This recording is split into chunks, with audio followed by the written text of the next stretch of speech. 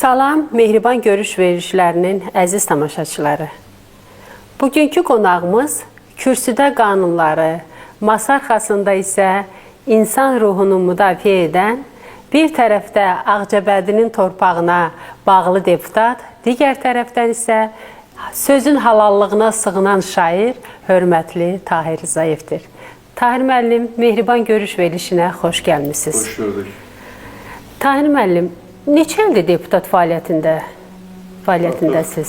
25 ildir, 6 çağırışlı parlamentliyəm və parlamentdə olduğum müddətdə də həmişə çalışmışam ki, öz seçkilərimin etimadını qazanım, onlarla daimi təmasda olum. Ölkə rəhbərinin qarşıya qoyduğu vəzifələr var. Ölkənin iqtisadiyyatı üçün, mənəviyyatı üçün, mədəniyyəti üçün lazım olan o vəzifələri çalışdığım qədər yerinə yetirim. Çünki bu ancaq deputatın borcu deyil, bu həm də bir vətəndaşlıq borcudur. Çünki bu torpağı, bu xalqı, bu vətəni sevən hər bir insan öz üçün nəsə qoymalıdır, nəsə etməlidir. O öz əməli ilə, öz işi ilə xatırlanmalıdır. Ona görə də yolumuz aydın yoldur. Ölkə rəhbərinin tutduğu o bəşəri yoldur, sülhdür, əmin-amanlıqdır, inkişafdır və deputat həmkarlarım kimi mən də o amallara sadiqəm və istəyirəm ki, həmişə qarşıya qoyulan o vəzifələri yerinə yetirim. Siz Azərbaycan Yazıçılar Birliyinin üzvü, filologiya, fəlsəfə doktorusunuz. Həyat yolunuz çox maraqlıdır. Həm deputat, həm də yazıcı, publisistsiniz. Əminəm ki, söhbətimiz səmimi və mehriban olacaq. İlk sualım belədir. Tahir Rzayev daxilən kimdir? Bir söz, hər bir kəsin özünün daxili aləmi olmalıdır. Sözsüz bu bir bəşərliyə söykənməlidir. Amallar pak olmalıdır, təmiz olmalıdır. Bizim hər birimiz bu torpağın oğlu kimi, bu vətənin oğlu kimi dövlətin mənafi üçün çalışmalıyıq. Xalqın mənafi üçün çalışmalıyıq. Vəzifəmizdən, mövqeyimizdən asılı olmayaraq hər bir kəs istəməlidir, çalışmalıdır ki, ölkəsi tanınsın, insanları sevilsin və bu sevildiyinin müqabilində onun özü də sevilməlidir. Çünki bugün Azərbaycan dünya açılan bir qapıdır.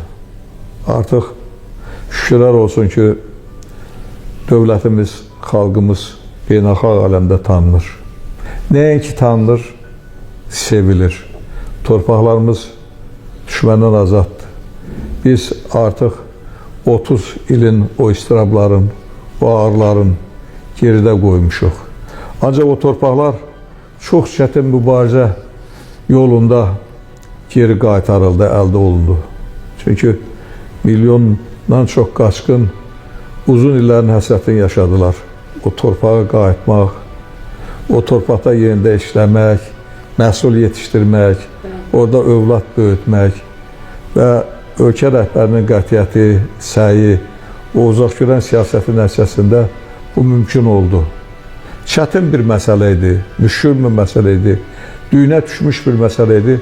Bunu ancaq Cənab İlham Əliyev kimi müdrik siyasətçi aça bilərdi o qapıları.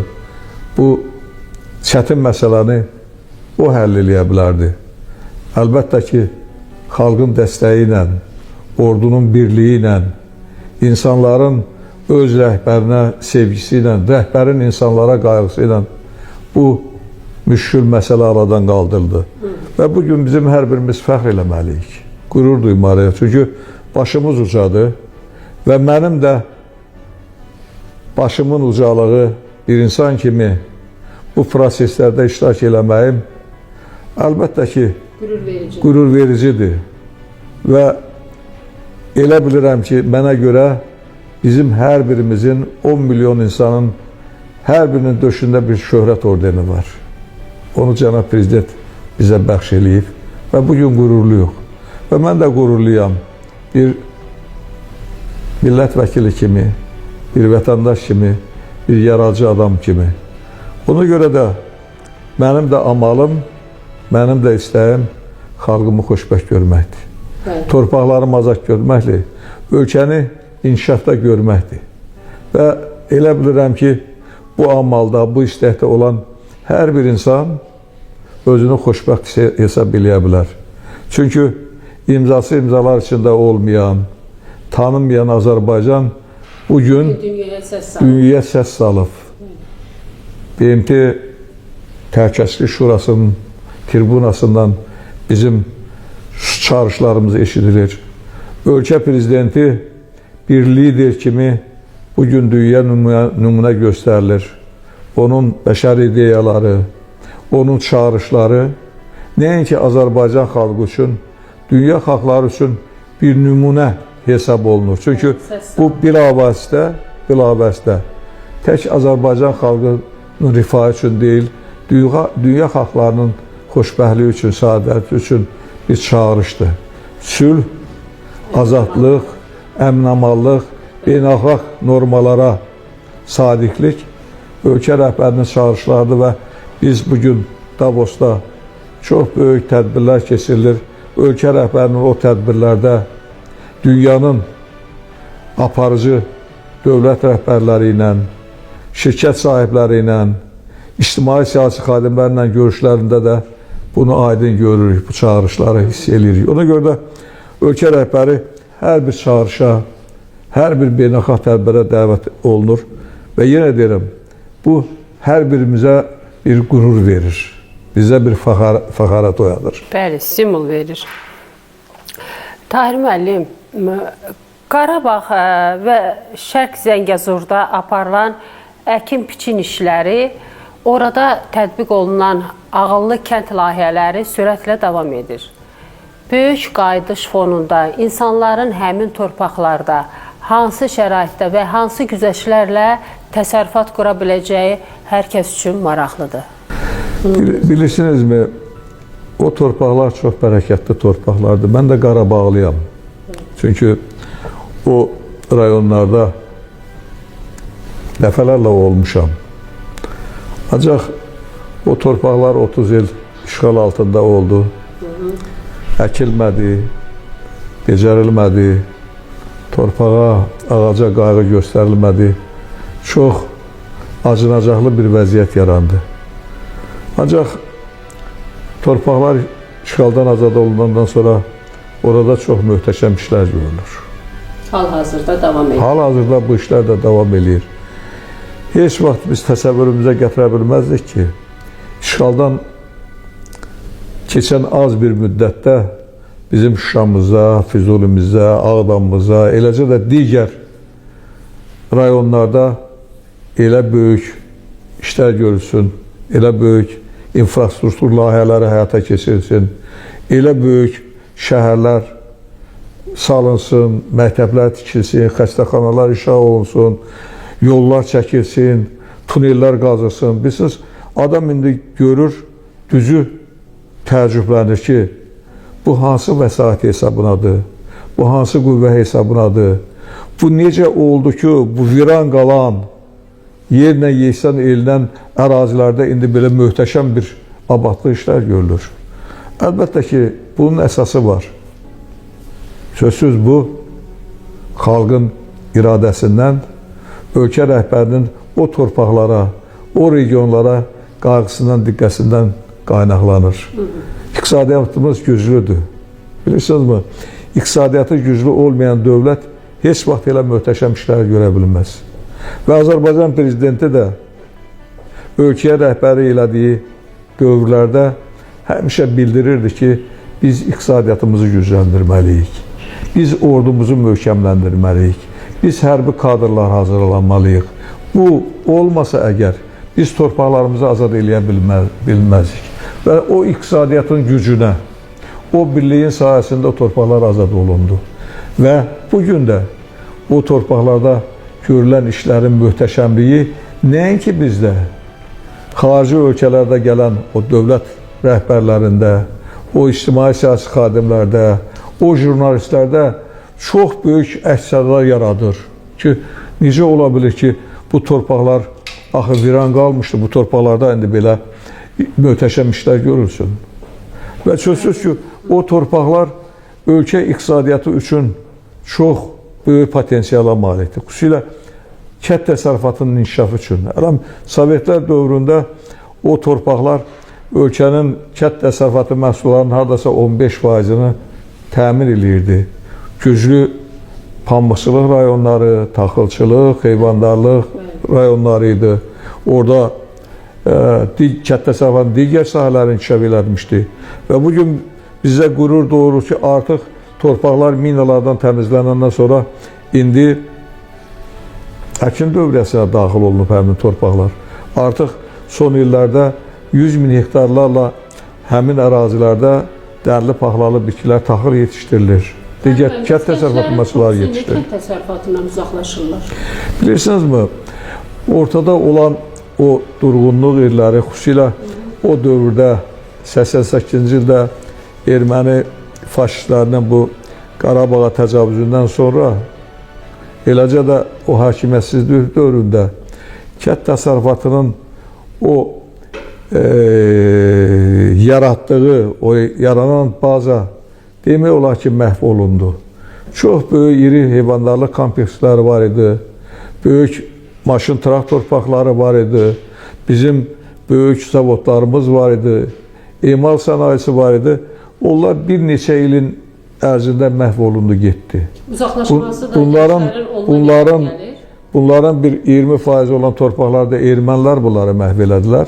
Qalan yerlərdə də o dövrdə səriştəsizlik, o işi bilməməyin ucundan kənd təsərrüfatı geri qaldı. Ancaq indi son illərin biz nəticəsinə nəzər salanda görürük ki, aqrar sektor sürətlə inkişaf eləyir. Bax, elə keçən ilin biz nəticəsinə nəzər salsaq, son 30 ildə əldə olunmamış nailiyyət qazanılıb pambıqçılıqda. 360.000 tondan çox pambıq təhvil verilib. 3.300.000 tondan çox. Gənclər aqrar sektorunu necə cəlb etmək? Gənclər var aqrar sektorda. Niyə gənclər yoxdur? Bax, gənc fermerlər var, gənc bugün sahibkarlar var ki, onlar bu sahədə çalışırlar. Ancaq mən yenə deyirəm, istənilən səviyyədə deyil. Bugün heyvandarlığın inkişafından söhbət gedir. Bir çoxları ətin, südün bahalaşmasından danışırlar. Ancaq müəyyən halda mən kənd adamıyam.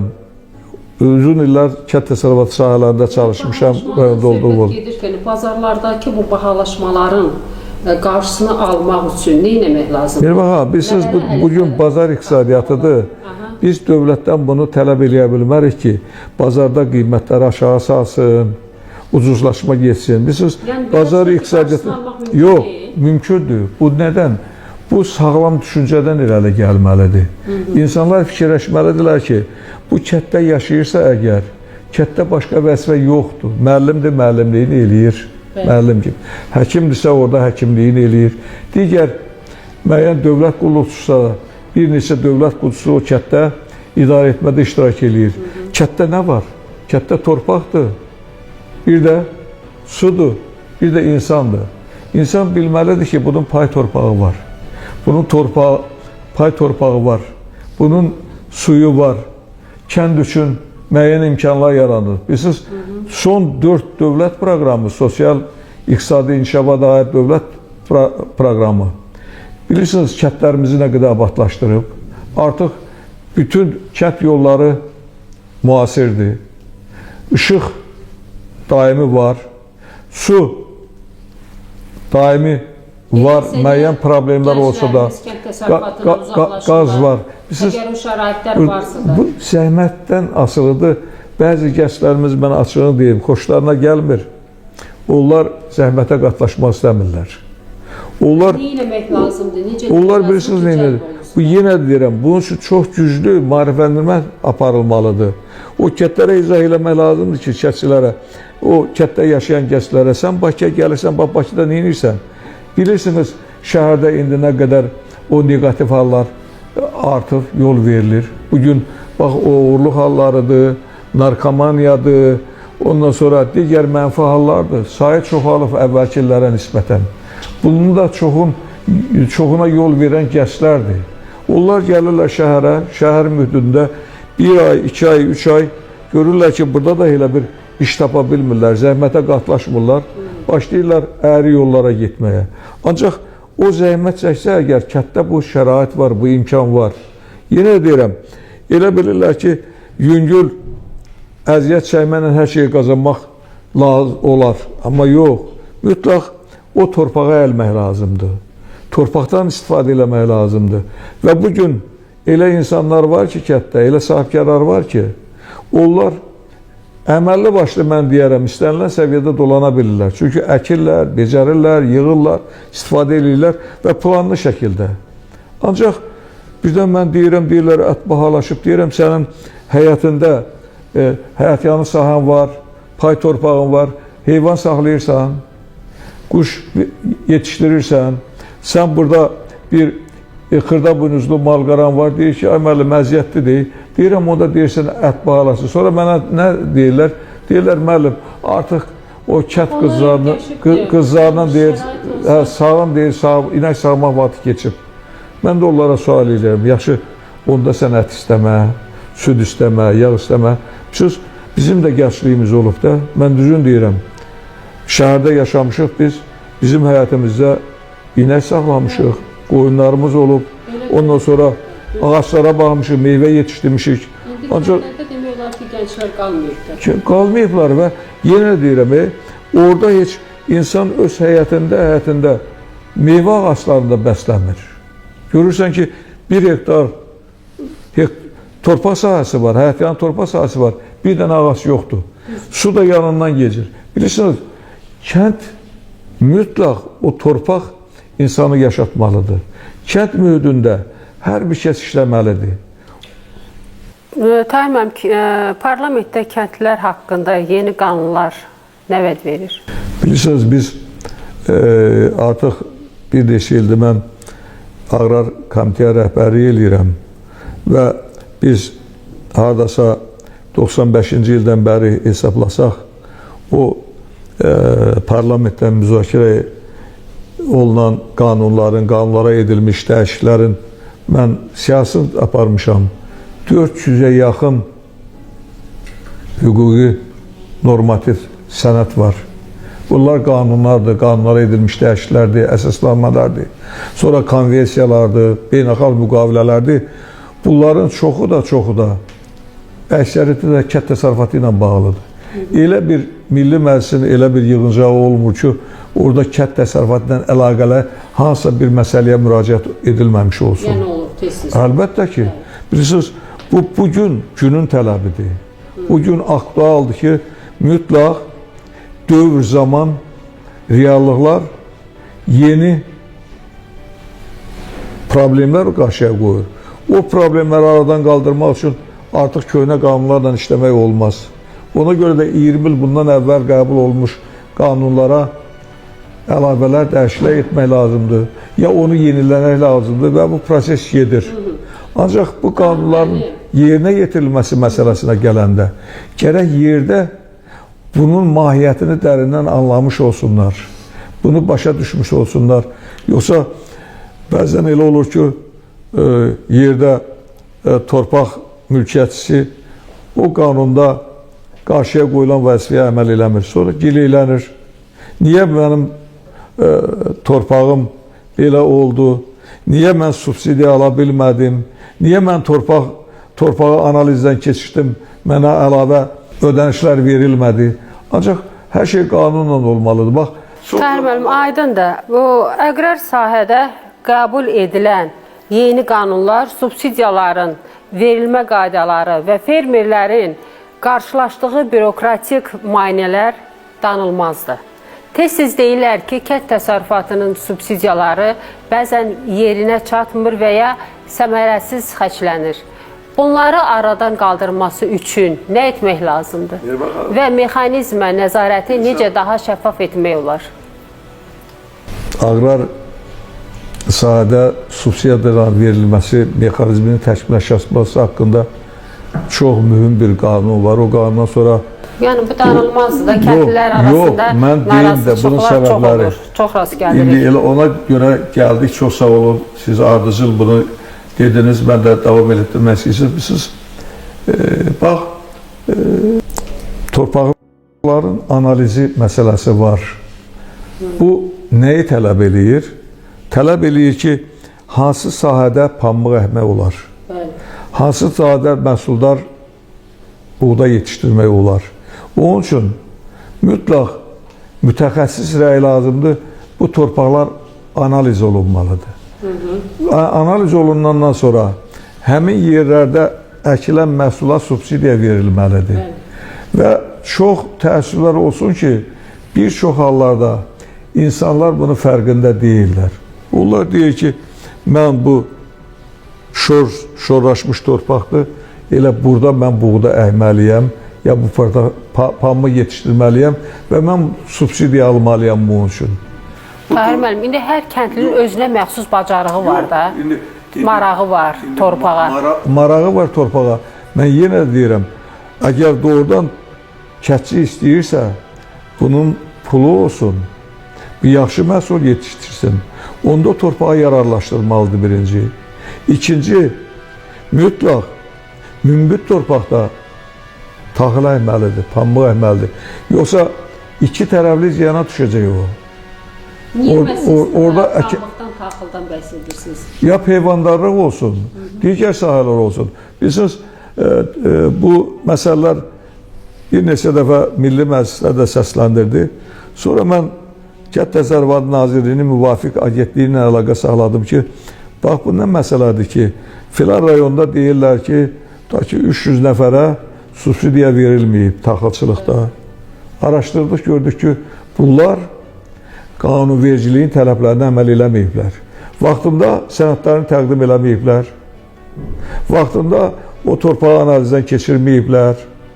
Vaxtında yerləri müəyyən olunmayıb və onların icarəyə torpaq götürüb, o başqasının torpağı ilə üstə düşür, bunu da verə bilmirlər. Bilirsiniz, əvvəllər bu proses körtəbii gedib və çox təəssüflər olsun ki, bir neçə il bundan əvvəl müəyyən yoxlamalar aparıldı.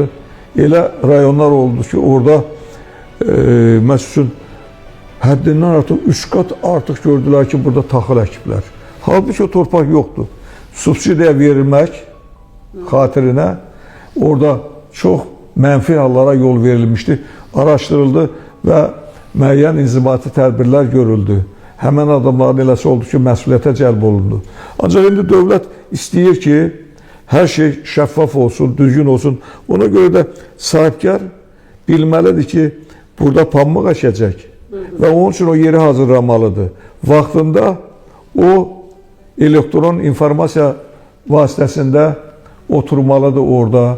Özünün məlumatlarını verməlidir. Nə qədər torpağa pambıq əkəcək, nə qədər taxıl əkəcək. Hər kəndin də o savadı yoxdur da. Gərək onu o kəndli ilə cəlb eləmək, yönləndirmək lazımdır. Onunla əlaqədar yerlərdə aqrar inkişaf mərkəzləri var, onların mütəxəssisləri var və müəyyən adamlar bilməyəndə ora müraciət edirlər. Yerlərdə mütəxəssislər var, kənd icra nümayəndələri var, bələdiyyələr var. Bilirsiniz, biz hər birimiz qanuna, mən demirəm ki, bunun hamısı rəvan gedir. Yox, negativ hallar da var.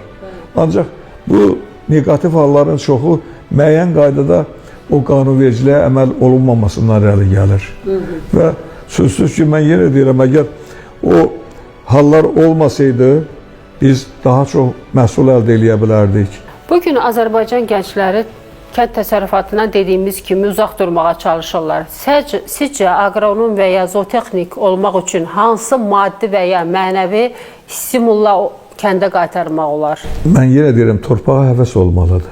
Onu həvəsləndirmək lazımdır. Torpağa həvəs olmalıdır. Bu həvəs ilk yaşından tərbiyə olunmalıdır. İlk yaşın, körpə yaşından tərbiyə olunmalıdır. Siz deyirsiniz, hansı tərbiyənin başıdır? Öz aləmimizdən mən misal gətirə bilərəm. şəhərdə yaşayırdıq biz, yenə deyirəm, həyətdə mənim valideynlərim inək qoyun saxlayırdılar şəhərin mərkəzində və onu yemləndirmənin qaydasını bilirdilər çox əziyyətlə və biz şəxsiyyən eləm gedirdik, onlar üçün yem gətirirdik. Hər gün bir mişoq, iki mişoq ot tapıb gətirirdik ki, onları yedirək. İndi kətdə olan o gənclər ki var, bir çoxuna desən ki, gəl, de görüm, bu inəyi nə tər yemləyirlər, deyir ki, mənim nə borcumdur. Ya o əvvəllər cavan qızlar 15 yaşında, 14 yaşında heyvanlara qulluq eləməyi bacarırdılar, süd çağırdılar, qatıq çala bilirdilər, hətta yağ nehrədə emal eləyə bilirdilər. Amma indi gəl görün bunu biri bilirmi? Bilirsiniz, yeni dedim. Bilirsiniz, əvvəldən uşaq vaxtına tərbiyə olunmalıdır. Uşaq vaxtından, uşaq bu 5 yaşında uşaq, 3 yaşında uşaq ancaq telefon aludəsidir, bir də televizor aludəsidir.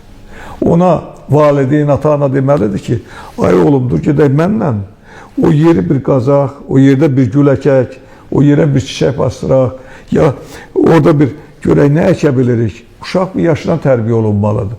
Tərbiyə olunmursa, sözsüz ki, biraz yaşlaşanda o heç vaxt onun əli o işə yetməyəcək.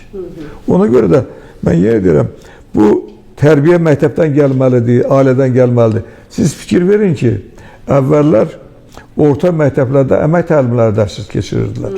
Bəli, doğru. Əmək təlimləri bəli bu. Qızlarım ay sağ ol. Bizim qızlarımıza tikiş öyrənirdilər. Ondan sonra bəli paltar tikmək öyrədirdilər. Orada maşınlar var idi. Emalxanada dəzgahlar var idi ki, oğlanlar gedib orada pəncərə şüşəsi düzəldirdilər, qapı düzəldirdilər, hətta dəmirdən müəyyən alətlər düzəldirdilər. İndi bu var. Yoxdur. Kimdir günahkar? Başında kim durur? Başında duranlar yox. Bizim özümüz bunun üçün maraqlı olmalıyıq. Niyə olmamışıq? Əvvəllər var. Niyə olmamışıq? Çünki indi biz bəzi hallarda yad meyllərə uyuruq. Biz Avropadan dərs götürürük, filan yerdən dərs götürürük. Bu, bilirsiniz, bəzi hallarda reallıqlara əsaslanmırıq deyin, geri qalırıq. Hər bir xalqın özünün milli mənəvi dəyərləri var. O milli mənəvi dəyərlərə, o köklərə söykənməlidir. Yoxsa biz birdən gedək, hansı Avropa ölkəsinin gətirək o formulasını qoyaq, bırak ki, bunu yamaq eləyəcəm, onu biz götürməyəcəyik. Ona görə də mütləq kiçik yaşlarından əməyə məhəbbət oyadılmalıdır. Bu var idi. Siz də onu yaqın indi dediniz. Məktəblərdə keçmişdir də. Bizim qızlarımız 3-cü sinifdə oxuyanda, 2-ci sinifdə oxuyanda artıq paltar tikirdilər.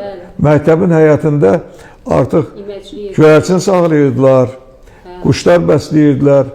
Məktəbin özünün nar bağı olurdu, alma bağı olurdu. Çıxırdıq, onları belləyirdik.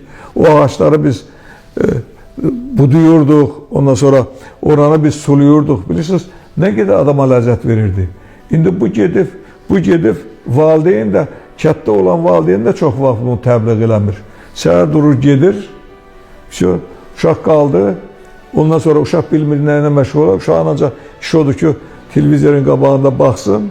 Ya da nə məktəblərdə var, nə də... Yox, biz yenə də deyirəm, müəyyən qaydada hər birimiz bu yolda mübariz olmalıyıq. Bilirsiniz, açıq danışanda kimisə xətrinə dəyir. Tahir müəllim, iqlim dəyişikliyi qapımızı kəsib, demək olar ki. Yaxın 10 ildə Azərbaycanın su qıtlığı səbəbindən hansı məhsullardan tamamilə imtina etməli olacaq? Bilirsiniz, bu dünya problemidir. Dünyada iqlim dəyişiklikləri çox böyük fəsadlar yaradır, çətinliklər yaradır. Əlbəttə ki, bunun üçün qabaqlayıcı tədbirlər görmək lazımdır. Və siz bilirsiniz ki, Cənab Prezident bu yaxınlarda yeni su anbarlarının tikilmesi haqqında sərəncam imzaladı. Artıq işğaldan azad olunmuş ərazilərdə çox böyük su anbarları yaradılır və bu da həmin ərazilərdə kənd təsərrüfatının suya olan o ehtiyacları var. Müəyyən qaydada olur. Biz hardasa bugün 70-75% suyu qıraqdan götürürük. Bizim özümüzün su bazamız çox zəifdir. Ancaq bir çox ölkələrdə bunun müəyyən yolları var. Bu sudan israfçılıqla istifadə olunmur. yağış suyu yığılır, qar suyu yığılır, digər sular ki var, onlar toplanılır və vaxtında istifadə olunur. Və biz bugün rəqəmlərə nəzər salanda çox ciddi problemlər qarşısında olduğunu görürük. Bilirsiniz, suyun nə qədər israfçılığı var. İçməli suya ölkədə 42% içməli su israf olunur. Əkin suyu. Belə deyil də. Bu Yenə də problemlər hardan yaranır? Problemlər. Yəni biz su qıtlığı hiss eləməmişik. İllər öncə su həmişə axar olubdu. Birinci əhali artıb. İkinci böyük massivlər yaranır. Əhali artıq deyirsiniz Tahir müəllim, əvvəllər hər evdə 7-8 uşaq olurdu. Əhali hardan artsın ki, bir evdə 1-2 uşaq olur? Əzim, əgər biz bir neçə il bundan əvvəl 6 milyonun utsaydı, 10 milyonu biz keçmişik. Bunu inkar eləmək olmaz axı. İndi 5 uşaq yoxdur, 3 uşaq var, 2 uşaq var. Nəsə bu artım artıq real faktdır. Onunla əlaqədar bizim çox güclü istehsal sahələrimiz yaranıb. İndi sən Bakıda fikir ver, maşın yuma o məntəqələri nədir deyirlər. Gör, hər gün burada nə qədər su israfçılığa gedir. Biz digər sahələrdə, elə əkin suyunun özündə deyirəm mən, nə qədər bizə israfçılıq var. Ancaq indi su qızıla bərabərdir axı. Sən hər bir insan biraz uzağı görməlidir, fikirləşməlidir ki, mən bugün israfçılığa yol verirəmsə, səhər mənim övladım, nəvəm bundan əziyyət çəkəcək. Bizdə bir çox hallarda bəzi insanlar bunu fikirləşmirlər. Deyirlər, elə bugünün var, sabah nə olacaq. Ancaq ölkə rəhbəri bugün bu istiqamətdə çox mühüm tədbirlər, dövlət proqramları hazırladı, sudan istifadə ilə əlaqədar. Və o istiqamətdə mütləq işlər görülməlidir. Və hər bir kəs anlamalıdır ki, su insan həyatı üçün, bitki həyatı üçün çox vacibdir. Ona görə də biz bu israfçılığa yol verməməliyik, qənaətlə istifadə eləməliyik. Qənaətçilik nə üçün suda istifadə olunmalıdır? Qida məhsullarında istifadə olunmalıdır. Siz götürün, açıq söhbət eləyirik biz. Siz götürün bizim məclislərimizə baxın, toy məclisimizə, yaz məclisimizə. Görün nə qədər qida məhsulları tullanır, gedir, havaya olunur. Bilirsiniz, bir adam bir süfrədə 300 manatlıq yemək yeyə bilməz. Yox, bu qonaqpərvərlik deyil. Bu israfçılıqdır. Qəsd, yox, bu qəsddir. Hələm yenə də düşünmürük, bilirsiniz mi? İndi əvvəl bir məclisdə stolun biri 50 manat etsə, indi 300 manata qalır. Tahir müəllim, sizcə Azərbaycan kəndlisi müasir texnologiyanı qəbul etməyə hazırdırmı? Yoxsa biz hələ də ənənəvi üsullara daha çox bağlıyıq? İnsanlar irəliyə gedir.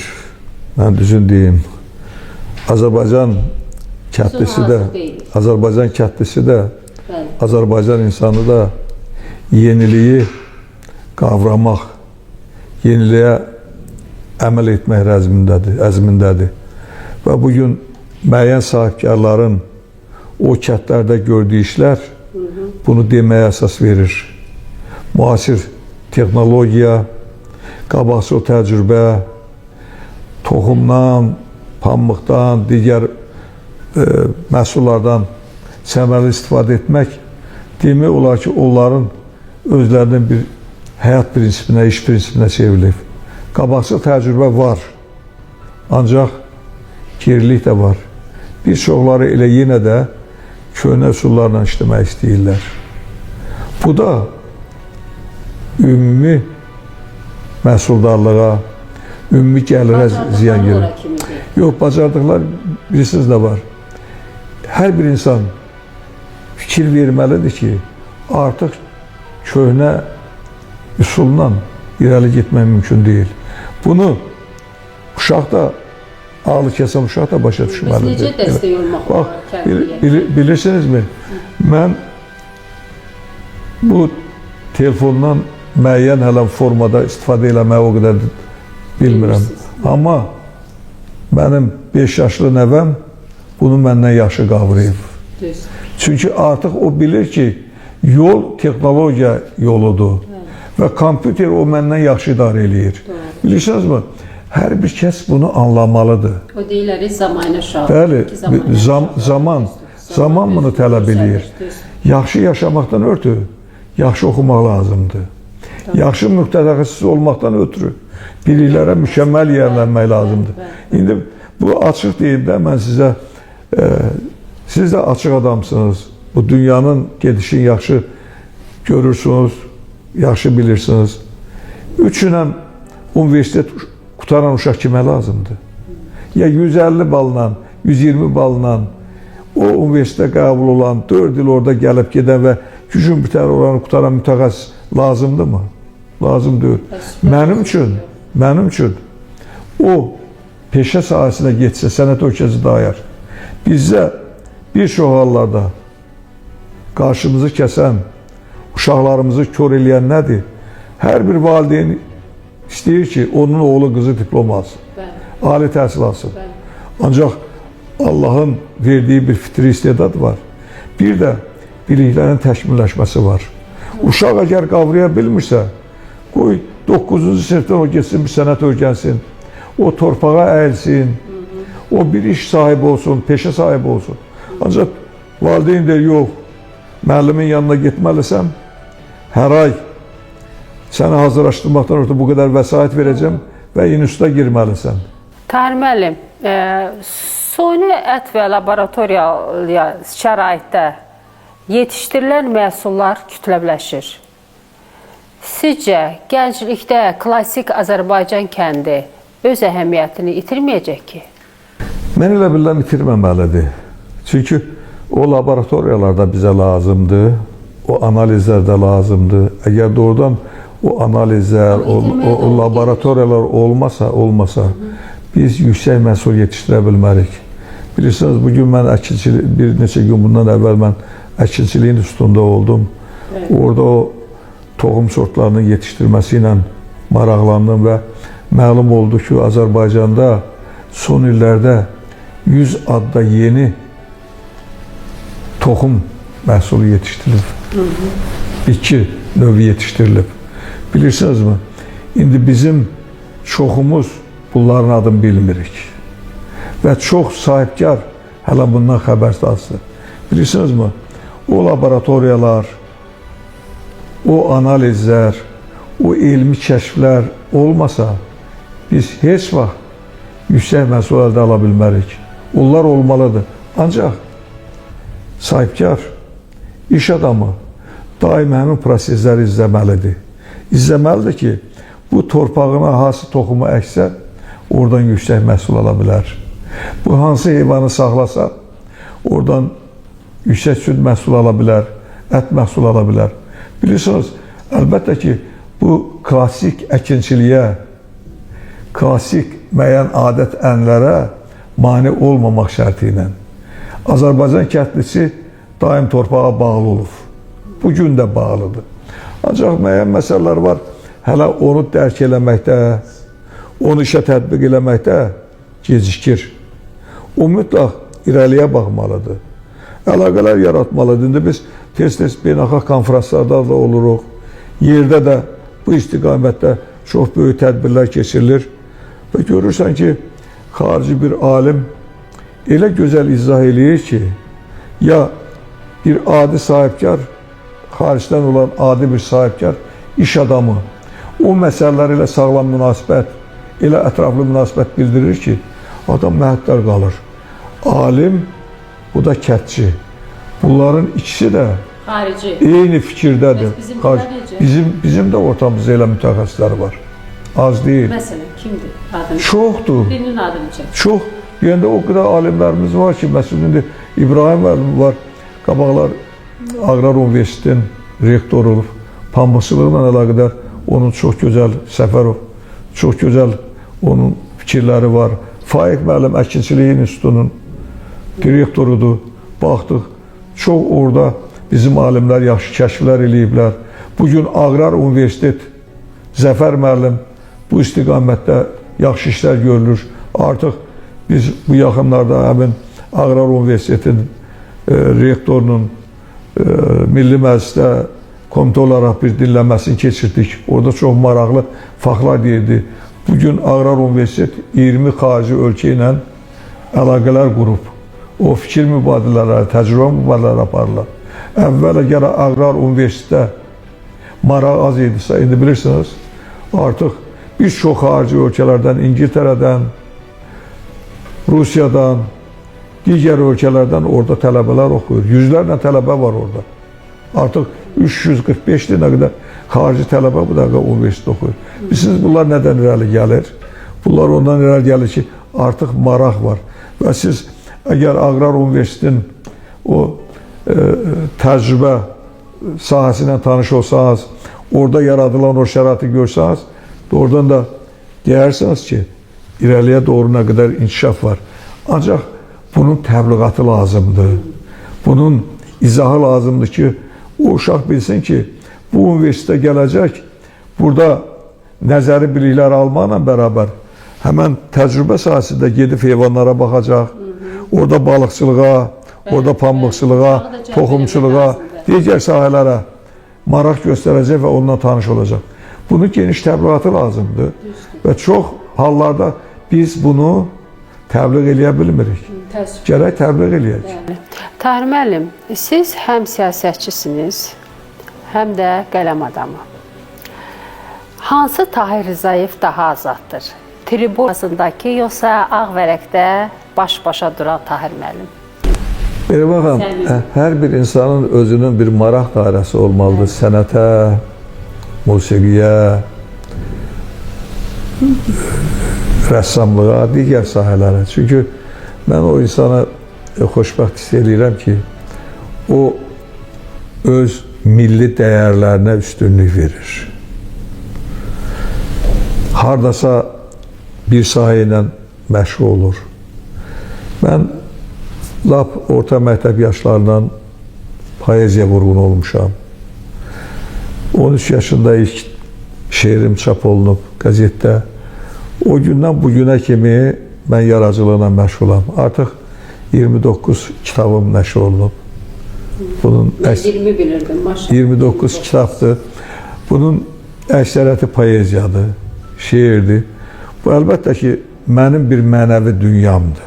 Torpaq haqqında şeiriniz. Ancaq mən həm də siyasətçiyəm. Bir çoxları deyir ki, tədbir keçirdək, nə bilim belə. Mən deyirəm ki, bugün mən daha çox siyasətlə, qanunvericiliyi ilə məşğul olmalıyam və bütün fikirlərim ora yönülüb. Ancaq boş vaxtlarımda, mən asudə vaxtlarımda yenə də yaradıcılıqla məşğulam. Gecə saat 2-də olsa, 3-də olsa, nə vaxt olsa da poeziya ilə məşğulam. Və əlbəttə ki, bu mənə bir mənəvi ruh verir. Və hər bir insan da elə bilirəm ki, nədənsə bir mənəvi zövq almalıdır. İdman mənim həyatımın mənasıdır. Məşğul olmuşam. Bugün də şahmat oynamağa çox böyük üstünlük verirəm. İdman oyunlarını izləyirəm. Xüsusilə futbola çox marağım var gənclikdə. O sahədə olmuşam. Gənclikdə boksla məşğul olmuşam. Yenə də o boksçuları izləyirəm. Digər tərəfdən muğama, rəssamlığa çox böyük həvəsi var. Elə gün olmur ki, gecə mən hansısa bir muğam ustasının o ifasını dinləməmiş yata bilim, ya uyuya bilim. Bilirsiniz, bu bir həyatdır, insanın həyatıdır. Bu olmalıdır. Torpaq haqqında deyirsən, torpaq bizim anamızdır. Bir şeirlərimə bir balaca kuplet deyə bilərəm. Maraqlı olur. Torpaq anamızdır, həm də vətəndir. Əzizlər, böyüdər, yaşadar bizi. Torpaq müqəddəsdir, candır, bədəndir. Sevsək, sevindirər ürəyimizi. Allah həmişə ürəyini. Düşmənin bağrına od salanları sıxar sinəsinə fəxr ilə hər an. Torpağa baş əyib ucalanları nə insan unudar, nə də ki zaman. Həqiqətən belədir. Biz torpağın sahibləriyik. Bu torpaq, bu vətən bizimdir. torpağını, vətəninin qədrini bilən hər bir insan onun uğrunda çalışmalıdır. Yeri gəlsə bizim şəhidlərimiz kimi Allah onların ruhunu şad eləsin. Onlar kimi o torpaq uğrunda, o vətən uğrunda canlarını verməyə hazır olmalıdırlar. Doğru. Tahir müəllim, Ağcabədilinin kəndlərində o illərdən ən çox nəyin həsrətini çəkirsiniz? Bilirsiniz, indi Ağcabədinin 44 kəndi var, bir qəsəbəsi var. Mən düzün deyim, hamısını mən abad görürəm. Tamam fərqlidir indi kəndlər. 30 il bundan əvvəlki kənd o qədər böyüyüb ki, təsəvvür eləmək mümkün deyil. Nəinki kənd böyüyüb, insanların şəraiti yaxşılaşıb. Və biz naşükür olmamalıyıq. Bəzi hallarda çox gilələnirik. Ancaq o vaxtki səviyyə ilə insanların indi yaşayış səviyyəsini müqayisə eləyəndə görürəm ki, həddindən artıq mümbit, yaxşı şərait var və həyat şərait var. Bugün kəndçinin qapısında maşını var, televizori var, yaxşı imarəti var, hər bir şeyi var və torpağı da var. Torpağı var, əkin biçini yoxdur. Gərək Çox olsun, qəribədir. gərək orada geçsin, işləsin. Əvvəllər kəndə gedəndə özümüzü kənd havasında hiss eləyirdik. İndi hiss olunmur, şəhər evindən seçilmir. Budur. Villalar var. Baxırsan, 3 mərtəbəli villalar ucaldıblar da. Torpaq həyatda onunla bazara gedib meyvə tərəvəz alır. Eləsi var, vallah qapısında 3 maşını var. Doğru. Bilirsiniz, bu yenə deyirəm, halalları olsun və insanlar Eləsi də var. əvvəllər görürdün ki, qapısında bir dənə jigulsi olan... Düz deyirsiniz, amma eləsi də var ki, torpağa həsrətlə baxır ki, şəraitim olsa biçərəm, yaradaram, əkərəm. Elələr də var. Bilirsinizmi? Aralarında. Hamı sahibkar ola bilməz. Kimsə gedib kiminsə yanında işləməlidir. Yaxşı, Sovet dövründə bizim torpağımız yox idi. Kolxozda gedib işləmirdik. Boş bir adam var idi. Heç kim boş qala bilməzdi. Mütləq, əgər 9-cu sinifi qutarmısansa, sən məktəbə getmirsənsə, mütləq kolxozda gedib haradasa işləməliydin. Yaxud əsgərlikdən gəlmişsə, təhsilin yox idisə, mütləq zavodda işləməliydin, fabrikdə işləməliydin, haradasa işləməliydin. İndi artıq o zavodlar, fabriklər azalıb. Ancaq kəndçiyə torpağı verilir, baxır. Yaxşı, bu sahiblərdirsə, mənim əmim əgər torpağı varsa, orada şey yetişdirə bilirsə, mən niyə gedib onun yanında işləməyim? Bugün bir maraqlı məsələ var. Bəlkə də çoxlarının xoşuna gəlməyəcək. Siz deyin. 5 hektarı torpağı olan bir adam qardaşı ilə yaxın-yaxına olub işləmək istəmir. Özün bir ağa hesab eləyir ki, mənim torpağım var, qutardı, getdi. Torpağında hətta özü də işləmir. Şunu qıraqdan gətirir, pambıq becəranı qıraqdan gətirir, traktoristi qıraqdan gətirir, sonra deyir, mən niyə məhsul götürmədim? Bilirsiniz, xarici ölkələrə biz getmişdik bəzi ölkələrdə. Norveçdən mən misal çəkim. Norveçə biz getdik, Oslo'dan çıxırdıq paytaxtdan. Dedilər ki, bura kralın heyvandarlıq kompleksidir. Hökumət burada kral üçün, ölkənin rəhbəri üçün, kral üçün burada ət, süd məhsulları istehsal eləyir, onun ailəsindən ötürü. Amma kral dedilər, müraciət eləyib hökumətə ki, mən istəyirəm əlavə özüm gəlin burada işləyim. Mənə icazə verin, mal-qara saxlayın, burada heyvanlar saxlayım.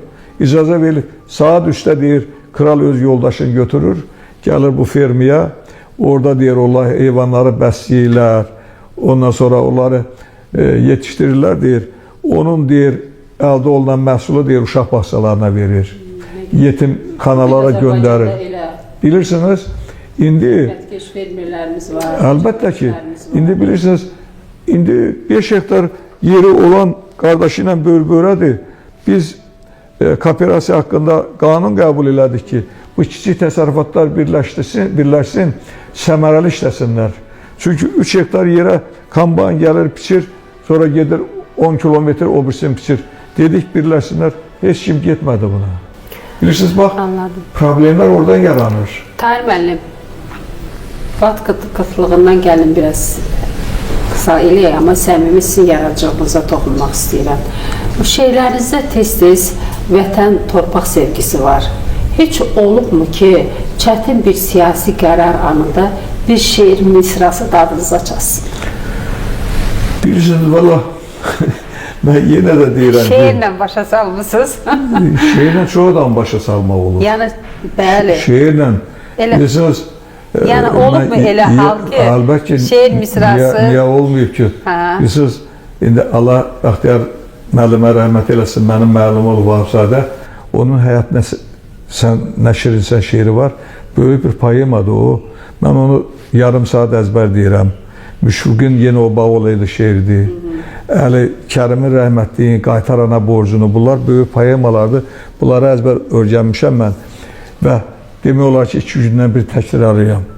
Və siz ayrı fikirləşməyək də biz gəncliyimizə qaydaq. Biz sevdiyimiz qızı çox vaxt nə ilə başa salırdıq? Şeirlə. Şeirlə, məktubla.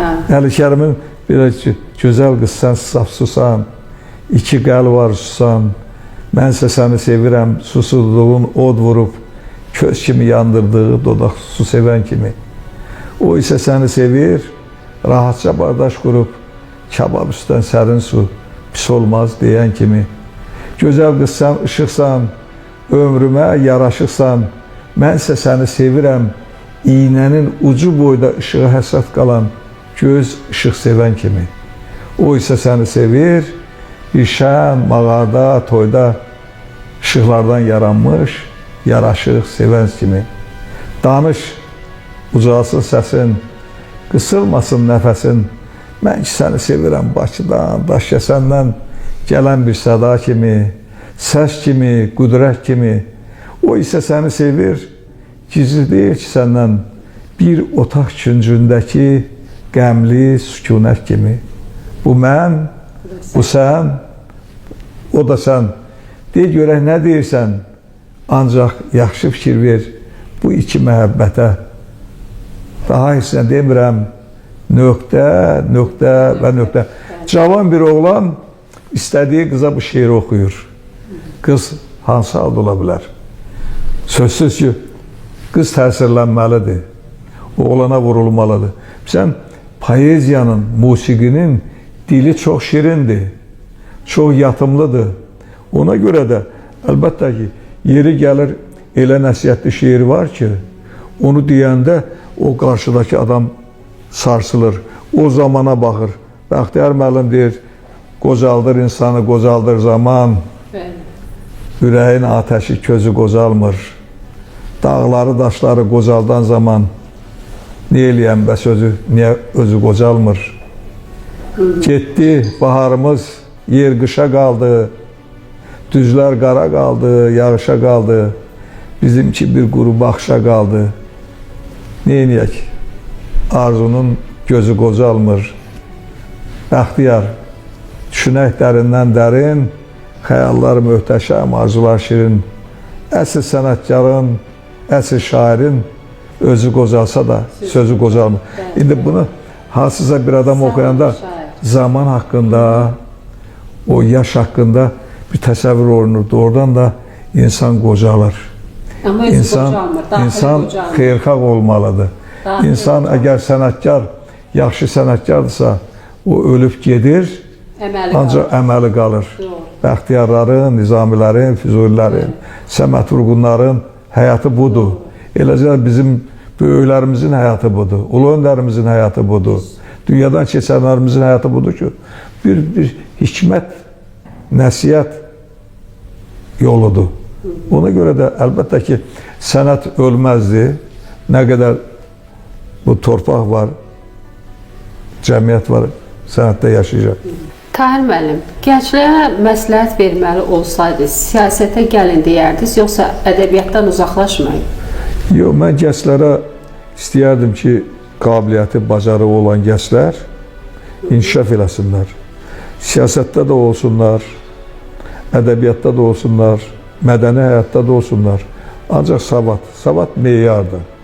Deyə bilmərəm indi ki, bu savadı yoxdur, bu gəlsin olsun siyasətdə, o siyasətdə heç bir uğura nail ola bilməz. Ya da cızmaqara nəsə eləyir, bu gəlsin ədəbiyyata. Bilirsiniz, Mehriban xanım, indi mənə təəssüfləndirən nədir? Baxıb görürəm ki, oxuyuram, 2 dənə şeir müəllifidir, bir dənə hekayə müəllifidir. Götürüb anarın haqqında nələr yazır, nələr rüsvaçı şeylər, fikirlər söylüyor. Və Çingiz Abdullayev haqqında nələr deyir, bizim başqalar haqqında. Mən öz-özümə belə çox təəccüb edirəm ki, axı sən ortaya nə qoymusan? Ya bizim sənət adamların və bəzən görürəm o cızmaqar eləyənləri yox. 1-2 dənə mahnı oxuyan adam çıxdı ora, qız çıxdı, mən böyük sənətkaram, sənət belə gəldi, nə getdi. Axı sənin nə sənətin var? Şəraiti yaradanlar da var. Yox, şəraiti əzizim, bilirsiniz. Şəraiti yaradanlar günahkar. İnsanın özünün də özündə abır-həyi olmalıdır. Bilirsiniz, o Müşfiqin sözü var. O güzüyə baxmalıdır. Görməlidir ki, bu güzüdə nə var? O rəhmətli Cəlil Məmmədquluzadə Molla Nəsrəddinin ilk nömrələrində güzgünü çəkdi və dedi, bu güzüyə baxın. Və güzüdə özünüzü görün. Meymunsan, meymun çək ki, meymunsan, meymunsan. İndi insan özü bir bilməlidir ki, bu cəmiyyətə nə verdi və cəmiyyətdən nə tələb eləyir. Bu, çıxıb orada, belə nə bilim, bayağı, ondan sonra işrət doğuran mahnılar oxumamalıdır, özünün paltarını göstərməməlidir, özünü reklam eləməməlidir. Heç olmasa biz bir millət kimi o dəyərlərimizi saxlamalıyıq. Çox sərbəstlik olubdur. Əvvəllər bədii şura var idi. Əzim, sərbəstlik verilsin. Bizə də sərbəstlik verilib də. Biz də sərbəstlik. Millət vəkilləri daha çox sərbəstdirlər də. Bunların özlərinin toxunulmazlığı var, sərbəstdirlər. Yaxşı, indi nə olmalıdır ki? Həndazəni aşmalıdır hamı. Sərbəstlik, insan deyildiyimiz kimdə başlayanda müstəqil olmalıdır da. İnsanın xoşbəxtliyi odur ki, müstəqildir, azaddır. Bəli, özün görməlidir ki, axı bu mənə uyğun deyil. Mən çıxıb burada əmmaməli eləyirəm. Hamı da mənə gülür. Gülür və sən sonra özünü sənətkar hesab edirsən, ya özünü böyük şair hesab edirsən. Nə yazırsan? Deyə görüm sənin yazdığını bir adamın dilində var. İndi biz bir neçə şeir nümunəsi dedik də. Bu 40 il bundan əvvəl yazıb da. Əli Kərim rəhmətli bunu.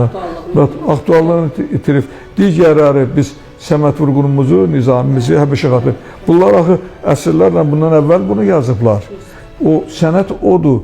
Yoxsa sən başda, indi Anar böyük sənətkardır. Azərbaycan üçün böyük sənətkardır. Mən belə hiss eləyirəm. Əgər Anar başqa dövlətin bir nümayəndə, xalqın nümayəndəsi çoxdan Nobel mükafatı almışdı. Amma yerində duran adam bilmir ağsaqqal nədir, ağbirçək nədir, başlayır rüsvaçı. Ona görə gəncliyimizi ağırlı görmək istəyirəm. Doğru. Çox sağ olun Tahir müəllim.